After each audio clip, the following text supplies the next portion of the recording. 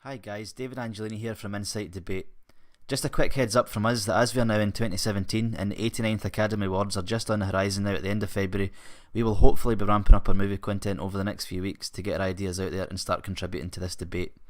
As such, I'm here with Irvine and Katie McDonald with some new InsightDebate movie podcasts which I hope you'll enjoy.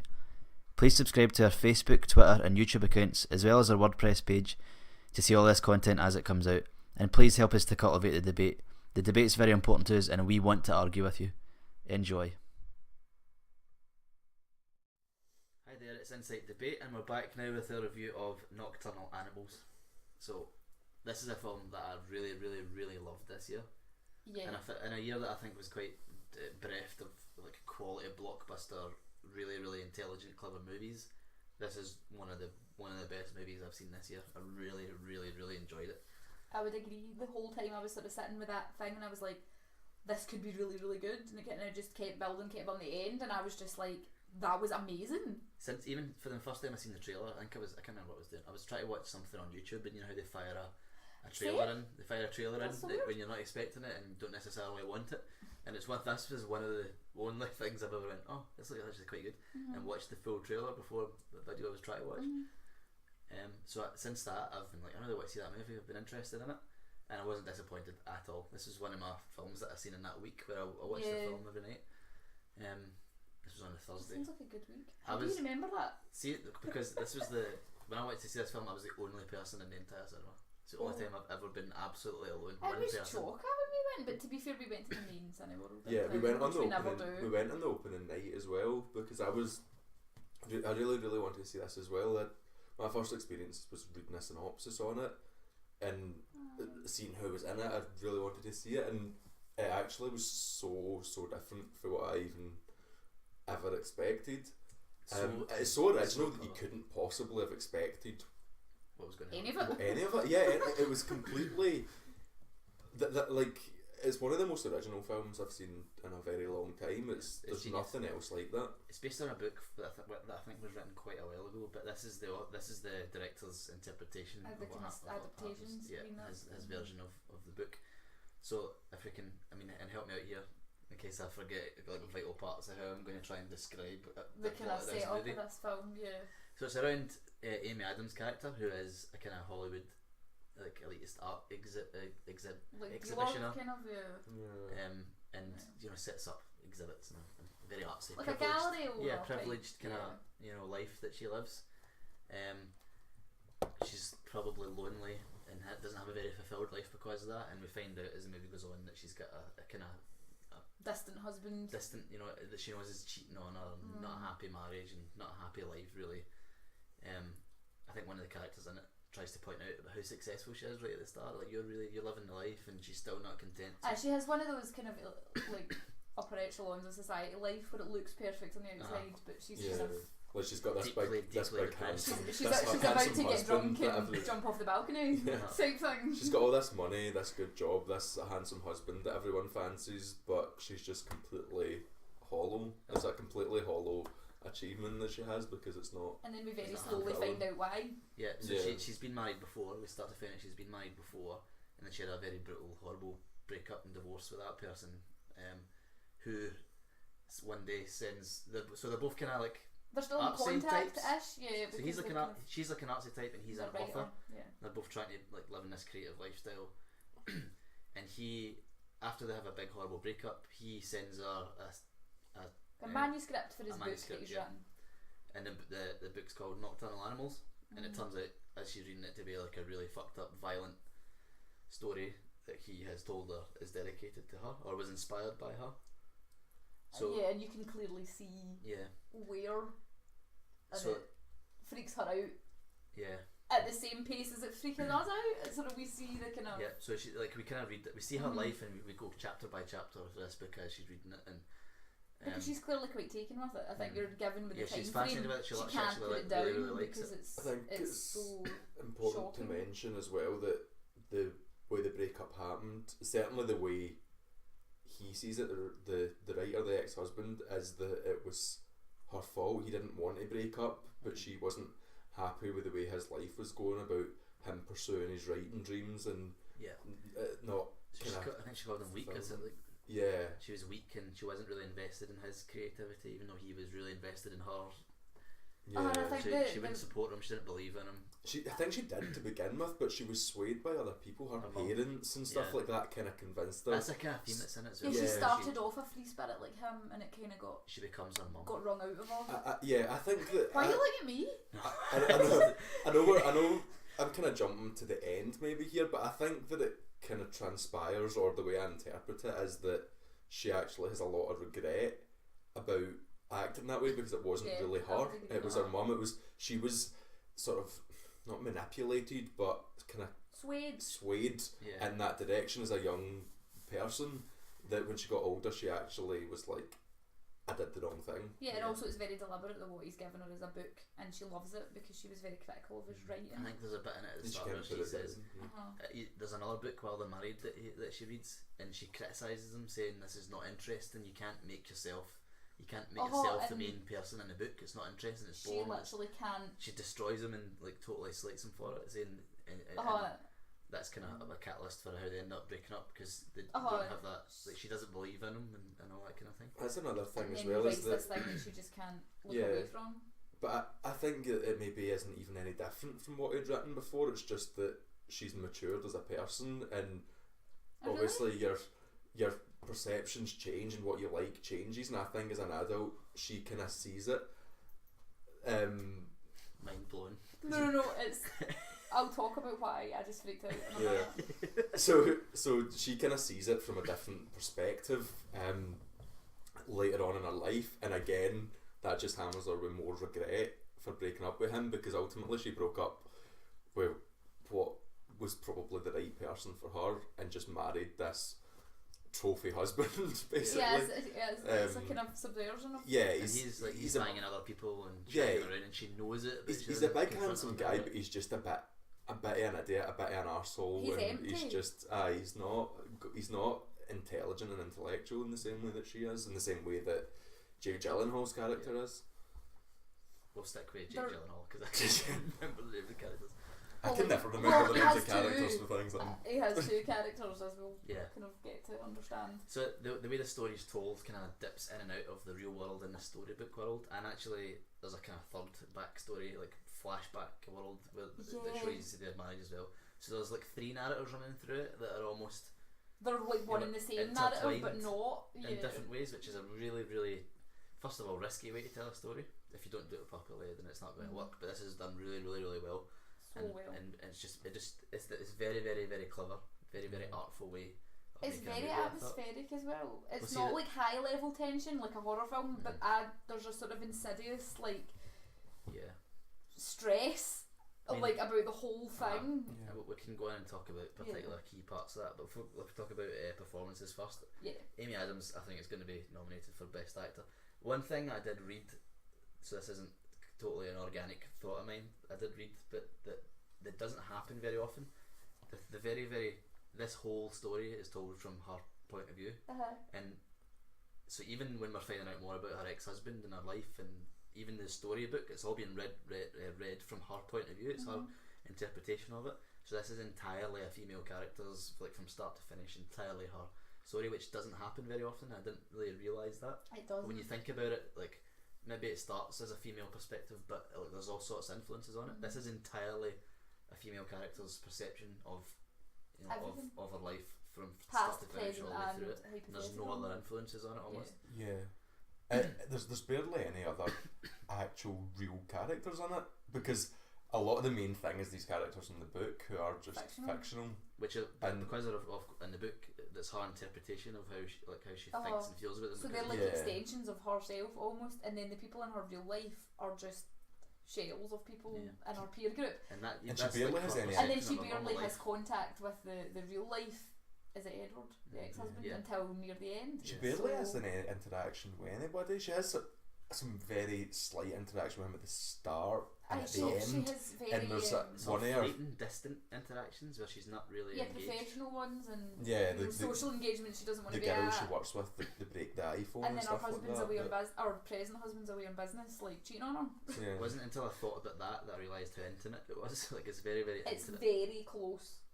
Even the way they filmed it, it's all very much like it's in her face, and that's it. I think that's in it. Like her performance in this is I mean, she's going to be nominated for Best Actress. She deserves it. She was outstanding in this. I mean, think about how difficult it is to carry key parts of the movie where the shot is her reading a book.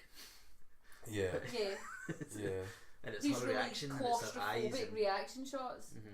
And she's like, there's a bit, I think is it when they find the bodies and she drops the book. Yeah, there's lots of that. There's so much like you get ripped out visceral reaction you to get this really story. ripped out of the book, like the book narrative, and ripped out back into the real world, and it's a kind of quite a jarring. But it's like her reactions are so powerful, and as a reader, I've been there on a very rare occasion where a book's affected me, like slam it down, and she was excellent. And it's a lot of facial acting, a lot of her reactions are. This book as well is the biggest thing in her life at this point, because she finds out that he's cheating on her, and she's upset and everything like that, but still the book is what she turns to. She just sort of puts the phone down and is like not dealing with that at all. Yeah. So her performance. I mean, So I'm trying to think like Emily Blunt from Girl on the Train. We'll do an Oscars podcast before the nominations come out, and then after the nominations to see like how it matched up. But this is a nomination for Best Actress along with Emily Blunt, and potentially a winner for me. Maybe one of the best female performances. I would say that it was better for sure. Yeah, I think that it was hands down better. I'm not saying that there was anything wrong with her performance. It was good, but I think that it's better than Emily. Because I even said to you, seeing Girl on the Train, and obviously that was before that she would be nominated for that. And seeing this was another level. And then obviously you've got Jake Gyllenhaal as well, who was fantastic in it as well. Jake Gyllenhaal's someone who I try not to like. I don't know what it is about him, but he just like, I feel like he does a lot of naff. Like he does so many films that quite a lot of them are just total naff, like Prince of Persia. He does. And also like personally he's not got much of a presence. Like as an actor you don't hear a lot from him, and he's not up until the past few years I think that was true, and I kinda didn't rate him massively as an actor. It's turned around with Prisoners, like films like Prisoners. Yeah, see Southpaw.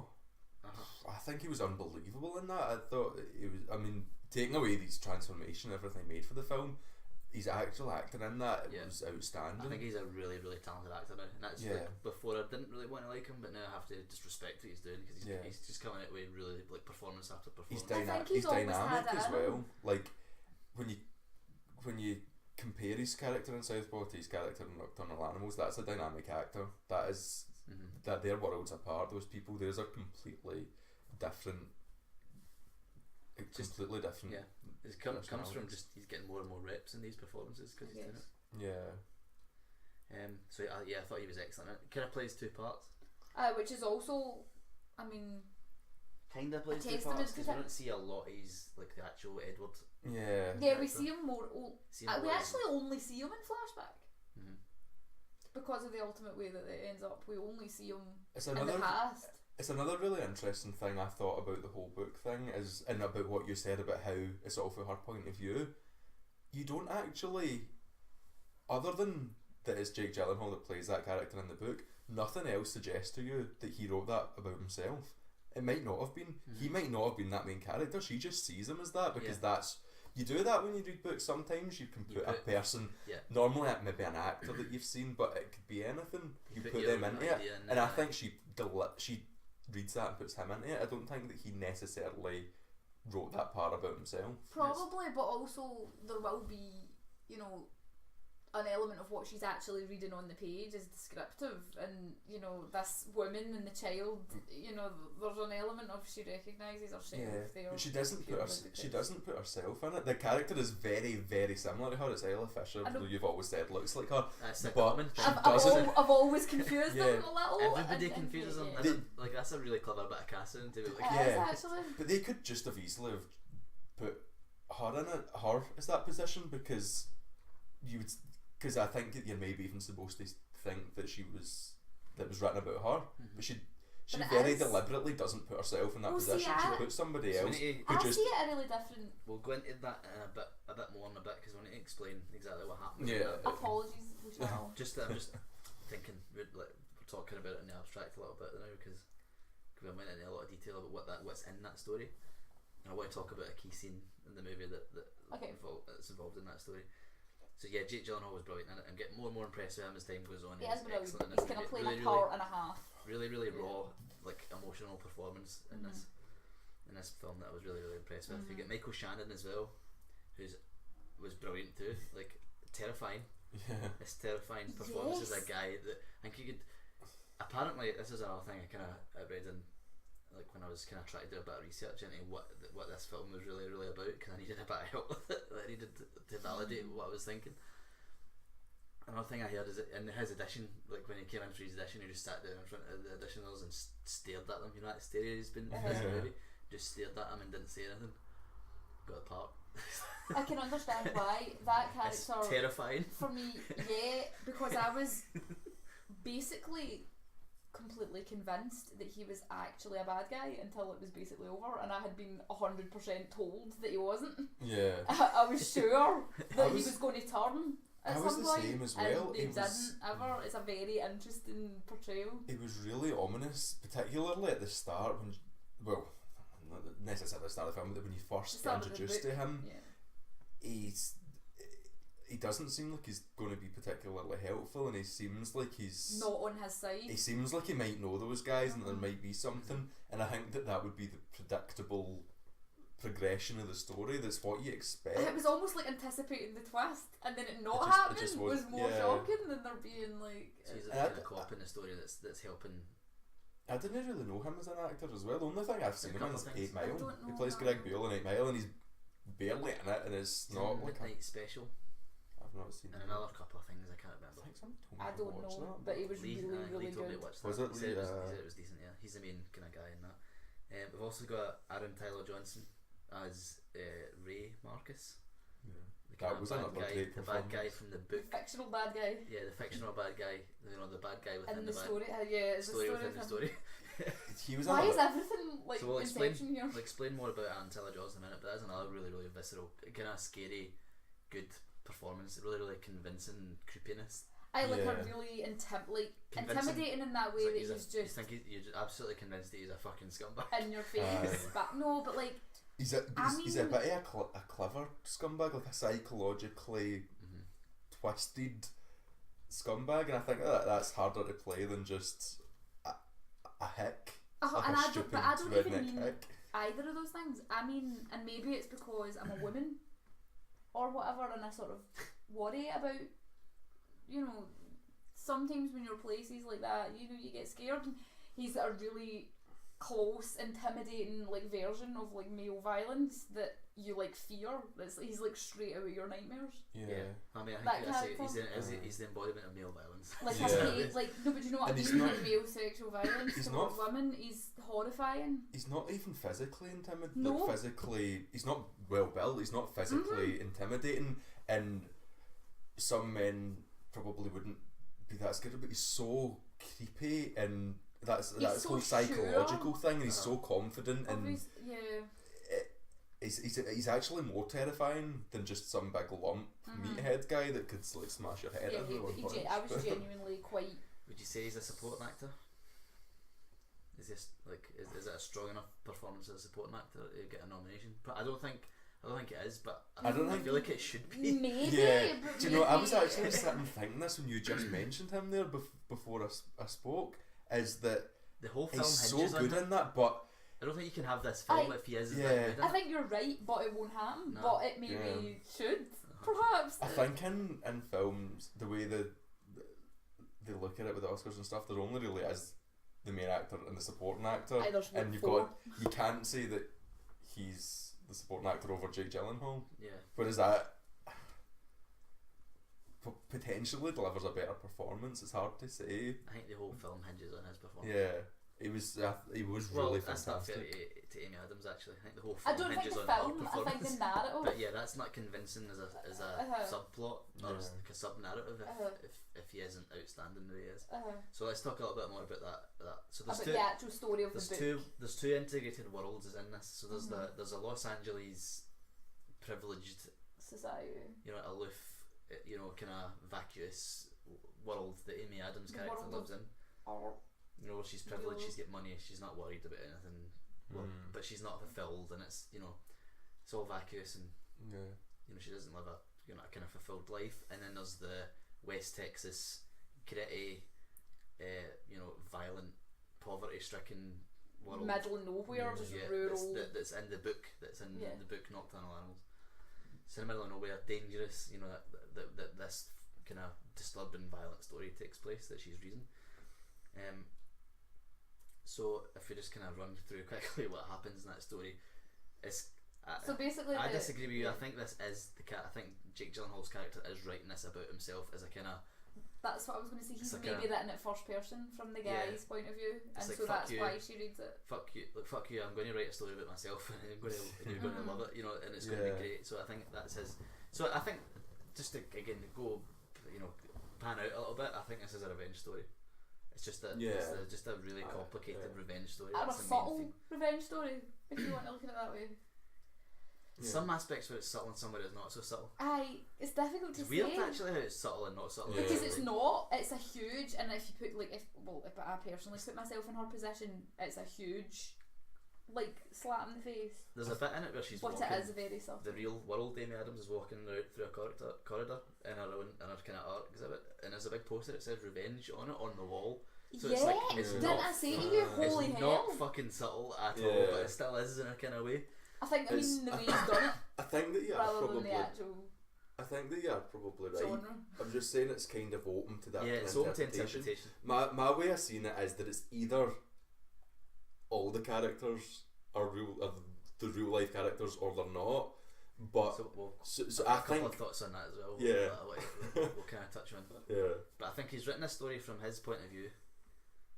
And so the story, he's basically driving. Are they moving? Are they driving? They're driving somewhere. Him and his family, his wife and his girl, and his daughter, his wife and his girlfriend. No, his wife and his daughter. They're on some sort of longish road trip. They're in the middle of nowhere in West Texas, driving in the night, and it's that horrifying image. They're just the only car for miles, and there's just nothing. And they come across one other car. And they in an act of overtaking this car or trying to overtake this car, they piss off the people that are in the car, who then chase them and run them off the road. And that's when Ray Marcus, Aaron Tyler Johnson's character, comes into it. He's driving this car. He's got two goons with him. Yeah. And drugs, if you will. Drugs. And then ensues this really fucking twisted, awful scene where they're basically bullying him and fucking around with them and try to get him out of the car, try to kidnap him, pretending to be nice, bit of psychological torture. Of just there's a kind of really, really awful rapey undertone through the entire thing. That's what I mean. Yeah. As it's about really, really uncomfortable. Really there's crying, there's screaming. It's very, very, very Clockwork Orange, that particular part as well, and I don't know if it's a watch. homage. Maybe. Or if it's not as deliberate, but I get the feeling it's deliberate in a way. It's psychologically, it's meant to be disturbing, and it lasts so they draw out that feeling for such a long scene as well. I just wanted it to stop. Yeah, that's what I was trying to say. Sorry, a minute ago I was trying to say you have that feeling where it's just is this going to be alright, or is it going to be just as bad as you think it's going to be? And it goes on for far too long, not knowing. I think it's very deliberate as well. That I think that's scene is there and it's that long to put you in the character's shoes, to make you feel that uncomfortable I want this to end feeling, because that's what you feel. I felt like that as well. The performances from Aaron Taylor Johnson, Jake Gyllenhaal and the other people that are in that scene, and the writing was and also Amy perfect. Adams reacting to it, and she's all of us horrified by that. It was just an outstanding scene. That's got to be the Oscar shot, when this film gets nominated. That's got to be the clip. And it genuinely, it's funny that you mentioned Clockwork, because the same scene, the similar scene that you're talking about in Clockwork Orange doesn't affect me in any way, and yet that really upset me. I was a bit I find it quite hard to watch things like that, violence against women, and so there's no explicit violence against women. No, but it's the implication. It's all implied, and for that's me, what's going to happen. It's often worse. So eventually, the goons take the wife and daughter away in their car, and one of the goons drives Jake Gyllenhaal's character, and they're supposed to be falling in the middle of the desert and just leaves them there. They try to kill him. They come back and try and kill him, and he gets away and gets to the authorities, and that's where Michael Shannon's character comes in. He's the policeman. Yeah, he's like this local sheriff of this very rural, horrible place. Yeah, and he's going to help him try and find them again. And so it's all very horror story because he's in this. It's that thing that you said earlier about it being constant tension, constantly on edge, like a horror film, where you just don't. It just doesn't sit well. This sheriff, and you just think it. Sheriff. You think at any time. Invent some. Yeah, you think at any time it's all going to turn really bad, and you're on the edge of your seat. You're kind of nervous the full time that you're watching that because it just doesn't. It just doesn't sit well. Okay. Yeah.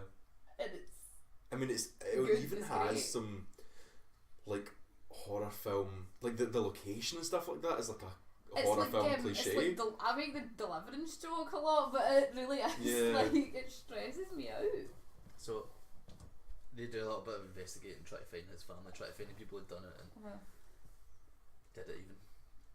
People who did it, and they eventually find the bodies of his daughter and his wife who have been sexually assaulted and then brutally murdered and left kind of naked in this kind of and it's display. Just that.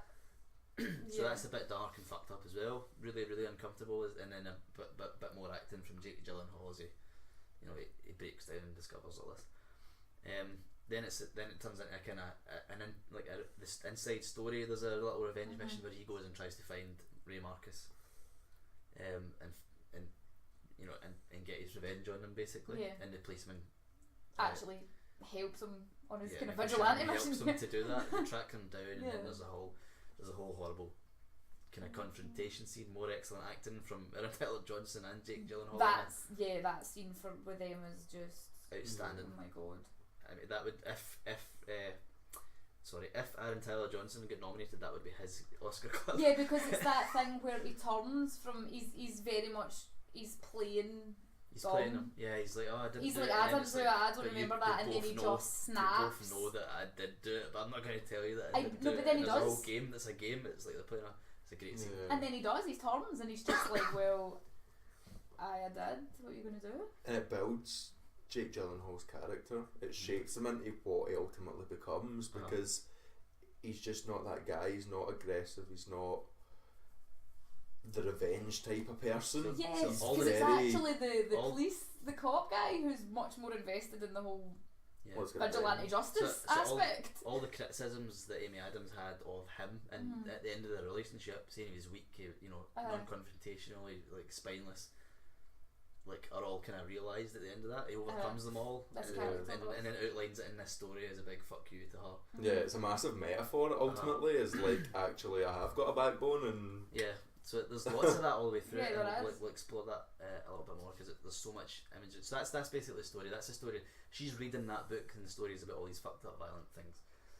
And there's a lot of metaphor in them. So I want to touch on a few of them that are open to interpretation and see what you guys think as well.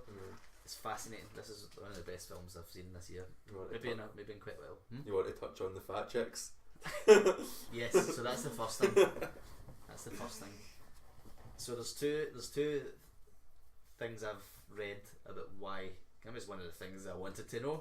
What the fuck was that at the start of the film? Yeah, I would be keen to hear this because I didn't Google. I wish I had now, but I just explain what it is. Tom Ford is the director. He's famous for we should explain just in case anyone doesn't understand. The long, like excruciatingly long opening credits are just like fat naked women dancing, which is a visual art installation in Amy Adams' gallery. And they're severely naked. They're not covering themselves up. There's tits flying everywhere. It's like it's Americano obesity, And they've got it's a wee bit burlesque, but not. Yeah. It's like really twisted, fucked up caricature burlesque almost. Yeah.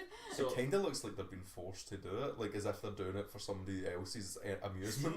No, I don't agree with that. I think it's caricaturish burlesque. I feel like they're delighted to be doing it. I feel like they're very, very happy. And that's part of what that's part of what. So there's the Tom Ford as the director, and I think he's famous for fashion and as a kind of designer. He's a designer. Yeah. So that's what he's primarily done. He's directed in a few movies. So this, what he says the purpose of that was to illustrate, although that's not what we would consider to be conventional beauty, those women are far happier than Amy Adams' character in it. They're far more realised, they're freer, looser, more content, more self-realised than her character is, and that's why she's put them forward as a debate, as an exhibit. And also, interestingly, our character is very disappointed with the exhibit. It's not made a big deal of, but she mentions to one or two people that she doesn't like it, that she's not happy with it. So it's, those it's women, interesting. although they're not traditionally beautiful, they have all these qualities that she doesn't have. Yeah. Which is what Tom Ford says that whole starting thing was about. The other more cynical thing that I read was that Tom Ford has been criticised in his other two movies for only casting traditionally beautiful people in it, and that starting sequence was like a fuck you to the critics who have called him out on the thing about that is that also holds plausibility, because as a fashion designer he's probably very much and far be biased towards that. Far be it from me to try and define what traditional beauty is. Well, in the fashion industry it's as thin as possible, and so that's what I mean. Yeah, so these women, I'm not going to say that they're not beautiful women, but it was interesting. It was an interesting starting sequence, interesting opening gambit for the movie. It was definitely a shock, like, opener for like a pure point of shut the fuck up. It was a bit like, what the hell is this film going to be? And I'm trying really hard to hold on to this thought here while you torment me, but like, no, it was I was really like, what is going to happen? What the hell is this going to be? So there's that. And I wasn't disappointed. So that's a bit of imagery at the start of it. Yes. So another couple of things. If you remember right at the start where she first receives that manuscript, yes, when the first time she opens it, it gives her a paper cut. Yeah. And it cuts her and draws, like, the actual book draws blood from her. So that was like a little bit of imagery. Foreshadowing. How dare you? That is like stunning. I love that. You know, I never noticed that. Things you go, oh fuck, I didn't think about that. I didn't think about that, but then that book literally took from her. Yeah, the next time I watch this movie, I'm going to love it so much more than I did the first time I watched it. Because it actually draws blood. I couldn't even have told you that happened when you said that. Yeah, no, I know. That happened. But that is really interesting. Yeah, it does. So there's literally and figuratively. There's that whole like, see, this is actually something that's been criticised about the movie, is just how clinically deliberate all the imagery is in it. Like, there's nothing accidental. It's so not. I don't think offensive. It's a criticism. I don't think it's a criticism. No, that's what I'm saying. I was defending it. Yeah. I'm saying it's not like it's not in your face enough that it's a problem. It's almost not natural, is what some people have kind of criticised with it. It's not natural because everything in there is engineered. Everything in there has a hidden meaning, a bit of imagery, I think it has that kind of atmosphere where it works. Yeah. It's got a very specific look. It's an artistic film, and that's an artistic. Yeah, that's exactly what I think. That's why it's going to be nominated for best film. And I'd struggle to think of anything that was more artfully constructed. Any film I've seen that was more artfully constructed. Certainly not recently. Another thing, that whole visceral scene where that very long scene where these people come into Jake Gyllenhaal's life and take his wife and his kids away, which is a kind of metaphor for what Amy Adams did to his character in real life. I'm so glad that you said that, because my only real like kind of thought deeper than that there is the thing about the fact that they have this daughter and she has that daughter in real life. Yeah, so she had an abortion, didn't she? Yeah, but then who's that girl she phones? She just calls her mum. I don't remember that. I need to watch it again. She does have. And she's got long red hair, and you never really see her face. And she's dead. She's dead, like the daughter that gets killed. And I've always sort of wondered, there was an abortion in there, though, wasn't there? But then I think I've invented all of this, but it's just like open to interpretation. Is that it didn't work? It doesn't always work, or she didn't get it because she never explicitly says that it happens. And that's who that child is, because the age of this girl fits for me. And they don't seem to have a very close relationship. It's as if she's kind of alienated from her in the same way that she's alienated from Edward. And that's what I've always thought about it, is that she took from him. Yeah, so he's in, like, this is all a metaphor for him being in that situation and trying to try to illustrate all that pain that he felt. So that's to channel it. This is what this is what it says. This book that I wrote is inspired by you. Like, she's the one that took like his wife, his family away, Nocturnal Animal. and that's And that's the horrific way that he felt about his relationship ending. Yeah, because he's trying to outline it for her in the book as a big fuck you. Oh, because if I'm right about the That's daughter, what I felt like, and I want you to feel it as well. I'm guessing he maybe doesn't know she exists. I think that's kind of where she's gone with that, is that she kept that child, and it's that he doesn't know that she even is a person. So there's that. So that whole kind of scene, that horrible scene, is a metaphor. And here's a bit that's kind of open to interpretation, right? So that Ray Marcus character, there's a couple of ways that I've kind of tried to work this out in my head. So one thing I thought is maybe the Ray Marcus character is Jake Gyllenhaal, or an aspect to his character that, you know, because, you know, he kills him, he shoots him. So that, like, she criticised him at the end of the relationship for being weak and spineless, and you know, not the guy she wants anymore. And so in that scene where Ray Marcus and Jake Gyllenhaal are having that kind of confrontational scene, Ray Marcus says all the same things to him. You're weak, you're not a man, you know, all these same kind of things, and then he kills him. But I feel like it's an extension of her. So that's the thing. Is that a part of his character that he then kills and overcomes, or does the Ray Marcus character represent her? I think it represents her. I think it represents how she made him feel. I'm inclined to feel more that way, although I think both thoughts are kind of convincing. But there's a bit in it where she wakes up. Remember his face? Yeah. Do you remember? There's a bit in it. There's a fucking jump. I was in for cinema and I get a shot where she's reading it, and his face kind of appears on the screen as a kind of So that was the kind of not so subtle way of telling you that. I think they're the same. I think that it's supposed to be her, and it's him. It's a metaphor for what he ultimately does, and that by the end of that film he could have won her back, and that's what the easy thing would have been doing. That's the thing that she would have expected from him. That's what she wanted. Yes. And what he does, and he kills that. He does. It's directly comparative to what that character in the book does to the, what's his name again? Ray Marcus. Is Adam Tyler Johnson. I don't know, I'm kind of drifting in out. The hick guy, the bad guy, right? The fucking guy with the black hair. It's literally all got dark. It's comparative to what he does to him as what he does to her. I see that's another version, because I see it more like it's more like the wife, the kind of passive Isla Fisher wife, is the girl she used to be, and Ray Marcus is the bitch that she became and ultimately treated him badly towards the end. So that's the thing that's so good about this film, is that there's so many. It's just even if you don't, you have to work it out. Even if you don't have a particular thought, it can still be in your head as an example, and that's why I was talking about who the characters in the book are actually supposed to represent. I do actually agree that that's supposed to be him, but I agree that they're all supposed to be them.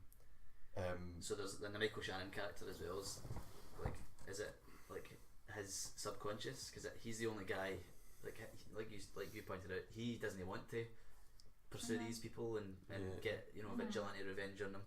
He doesn't want to get revenge, but there's that police guy is the voice in the back of his head. This is Angel and pushing him. Devil. But here to play, egging him on and saying, no, you have to do it, you have to do it, you have to do it. But you have to get these fuckers. This might not land with either of you, but is that also an extension of her?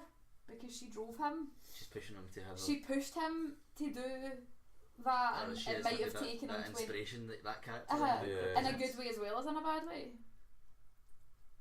Is she the voice of, like, you inspired me to do this? It's kind of like. But I hate you for it. Kind of thing. Like, it's difficult.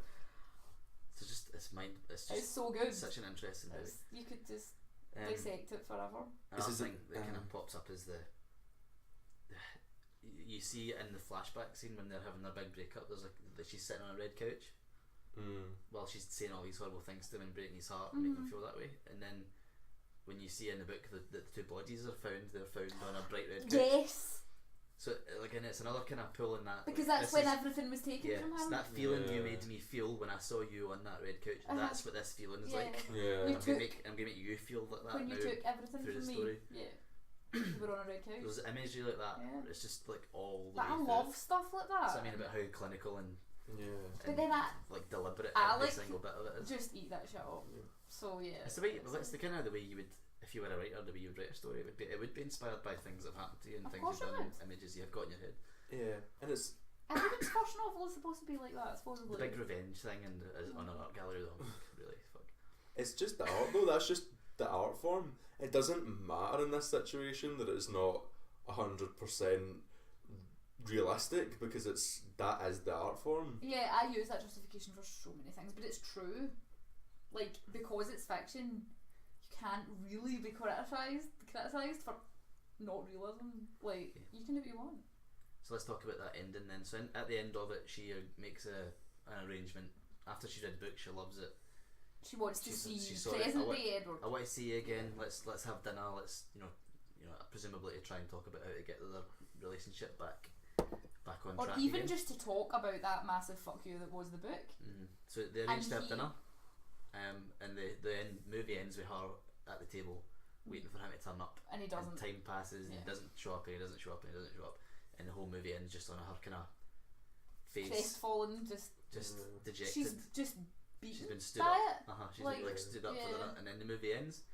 So there's a whole bunch of ways to interpret what happened there at that end. What is the revenge? I think what you said touched on it. What I personally think it was, which is that he's killed that part himself. She wanted something. And he's not going to give it to her because... If I turned up and came to you and tried to get a relationship back on track, that would be exactly the weakness that you were calling me out for, and the weakness that I've resolved through this story. It's kind of what you said earlier, is that she kind of fixed him. She made him that person that he is, but she was also really horrible to him.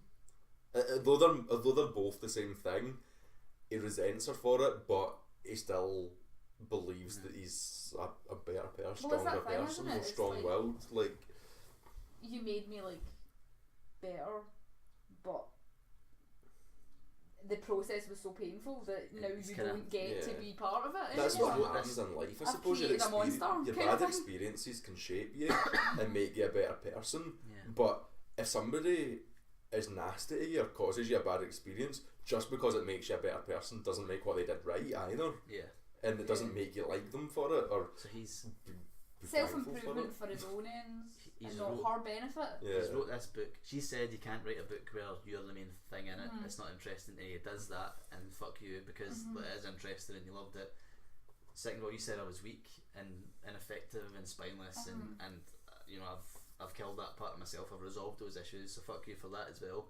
And also in the act of outlining all this for you in this excellent story that you loved, I've made you fall in love with me again. Yeah. But I'm not coming to dinner for you, so fuck you for that as well. See you later. I'm out of here. That's the revenge to me. He's going to do the hardest thing and win her back and then just throw it all away because and there is an element she deserves that and of he doesn't. That being a bit vindictive, but you can understand the motivations. It's the ultimate revenge though, isn't it? On a personal level it is though vindictive, but you can understand why he's done it 100%. So there's two other interpretations. That's the interpretation that I tend to favour. It's just no, fuck you.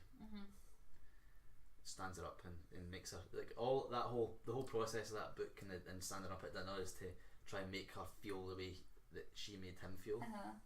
The other two interpretations that I've read about, I think in the book, does he fall on his gun or something like that and accidentally kill himself? So ultimately in the story he kills himself. He does die. So at the end of that, did he kill himself and that's why he didn't turn up to dinner? That's a very compelling. Do you know, he could have even. He wrote the book, agreed to meet her for dinner and then killed himself. Yeah. Maybe. The other interpretation I've heard, Michael Shannon's character, the policeman, has cancer and he's dying all the way through it. Yeah. So is he? Is he get cancer and dying, and he died, and that's why he didn't turn up to dinner? Or he just doesn't want to. He's still dying, but he just doesn't really want to go down that road. There's so much to that's it. Very interesting. The suicide thing doesn't sit as well with me purely because he does text her, and I think if he'd only left her the book and disappeared, you would think, I would think that was maybe more plausible. You think that the whole thing as well, his whole suicide, fuck you, revenge thing would be like, what if she didn't like the book? I know, you'll never even know. And he's waiting to kill himself the whole time. But the cancer thing, yeah, because otherwise that's a sort of irrelevant characterisation of that cop guy. Yeah, there's no reason for him to have cancer. There's no reason for that to be made a big deal of. That he has to do this before he dies. It's like that, and because that's what he's doing. That's the characters pushing him, saying, "Yeah, I'm going to die. I'm not going to. I've got I much have left. to do this. We have to make things right. This is the unsolved thing. This is the unsolved case. We have to make this right. We have to do it before I die." And maybe it's what if it's hard? And maybe in his head he's got cancer and he's dying, and this is the part of his life he has to resolve before he dies. Or what if she does? That's a far out. You wouldn't know that though. No, I'm not saying about knowing that. I'm just saying a really far out artistic interpretation. Or even further because far out is he's going to kill her. She wants to make her life right. It's fascinating. It's absolutely so good. fascinating. So I think we all have to watch this again. Yeah. And then see what we think with all this in mind, because I haven't watched it since I started thinking Yeah, it was a about while ago. So we'll maybe mention it when we do another podcast. We'll just come back to this. It's something that's got keep talking about it forever. either Jake Gyllenhaal or Amy Adams in it. We'll throw back to this and like forever till the end of time. Oh, by the way, yeah. So like before we stop, we'll rate it then. Let's agree that it was a 5. This is a 5 for me.